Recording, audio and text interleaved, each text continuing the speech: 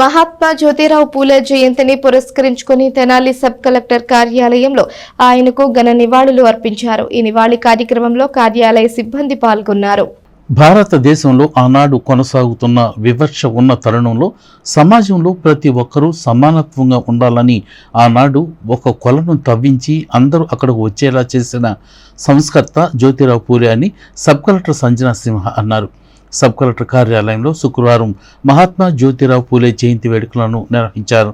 ఈ సందర్భంగా ఆయన చిత్రపటానికి పూలమాలలు వేసి నివాళులర్పించిన సబ్ కలెక్టర్ సంజనా సింహ కులం వివక్ష, స్త్రీ వివక్షపై ఆయన పోరాడారని తెలియజేశారు. ఈ కార్యక్రమంలో ఏఓ శ్రీధర్బాబు, ఉద్యోగులు పాల్గొన్నారు. ఈరోజు 11 ఏప్రిల్ 2025 మనం మహాత్మా జ్యోతిరావు పూలే గారి జయంతిని జరుపుకోవడం జరిగింది. జ్యోతిరావు పూలే గారిని ప్రేమగా జ్యోతిబా పూలే అని పిలుస్తాము. ఆయన మహారాష్ట్రలో పుట్టి ఎంతో పెద్ద సంఘ సంస్కర్తగా ఎదిగారు. ఆయన సత్యశోధక్ సమాజ్ అనే ఒక సంస్థను ఏర్పాటు చేసి అప్పటి టైంలో ఉన్న సోషల్ ఈవిల్స్ పట్ల ఎంతో పెద్ద యుద్ధం చేశారు. జ్యోతిబా గారు, సావిత్రిబా పూలే ఆయన వైఫ్ ఇద్దరూ కలిసి కూడా అప్పట్లో ఆడపిల్లలకి ఒక ఫస్ట్ స్కూల్ని మన దేశంలోనే ఏర్పాటు చేయడం జరిగింది.